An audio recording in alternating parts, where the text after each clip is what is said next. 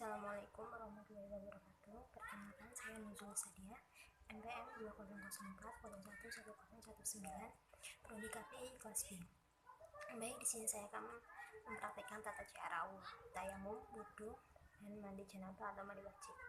Yang pertama, tayamum. Tayamum memiliki dua anggota basuhan, yaitu wajah dan tangan. Niatnya yaitu nawaitu tayammuma listibahati sholatil mafrudatillahi ta'ala. Kemudian ketika kita akan mengusap wajah dengan debu, semisal ini saya contohkan, kita mengambil debu, kemudian kita tepuk-tepuk agar tidak terlalu banyak debunya, kemudian kita usap wajah kita seperti ini.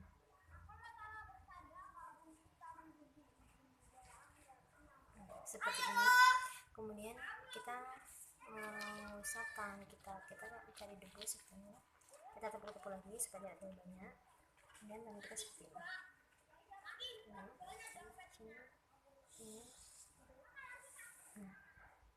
Demikianlah tata cara dari tayamum. Yang kedua, tata cara wudu. Wudu memiliki 6 rukun, yaitu yang pertama niat, yang kedua membasuh wajah, yang ketiga membasuh tangan sampai siku, yang keempat membasuh sebagian kepala, yang kelima membasuh kaki sampai dengan mata kaki, yang keenam yaitu tertib atau urut-urut. Jadi sebenarnya kita tidak kayak meninggalkan salah satu rukun itu, kita wudu kita tidak sah.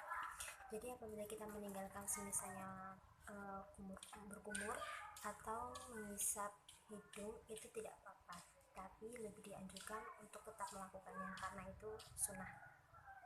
Baik, yang pertama kita membasuh tangan. Usahakan tangan kita ini sampai sela-sela jarinya juga terbasuh. Kemudian apabila kita mempunyai kuku yang panjang, usahakan air itu bisa masuk ke dalam kuku kita, jadi tidak terhalang oleh kuku kita yang panjang. Yang kedua, kumur-kumur sebanyak 3 kali. Yang selanjutnya yaitu mengusap air ke dalam hidung, itu dilakukan juga 3 kali. Wudu itu disunahkan untuk dilakukan secara anggota wudu itu dibasuh sebanyak 3 kali, itu sunnahnya. Kemudian setelah hidung kita membasuh wajah. Wajah ini dalam artian wajah yang terlihat oleh orang lain. Sebenarnya wajah sini sampai sini saya praktekkan seperti ini, air wudu. Nah, usahakan bagian bawah dagu ini terusap terkena air karena ini termasuk dalam wajah. Setelah itu membasuh tangan. Membasuh tangan itu sampai siku. Jadi usahakan ketika wudu siku kita basah karena itu termasuk rukunnya. Kemudian setelah itu membasuh sebagian kepala. Sebagian kepala itu diusap minimal 3 helai rambut yang terkena air.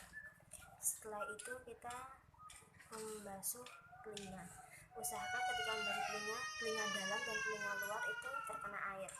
Setelah itu yang terakhir membasuh kaki sampai dengan mata kaki.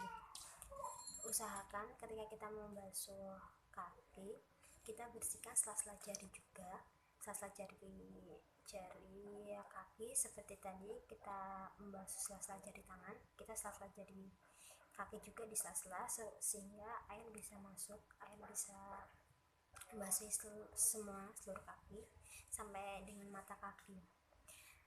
Nah, semua itu yang terakhir kan ya rukunnya yaitu tertib atau urut-urut. Jadi semisalnya rukunnya itu urut-urut, jadi dari membasuh tangan sampai membasuh kaki itu dilakukan secara berurutan.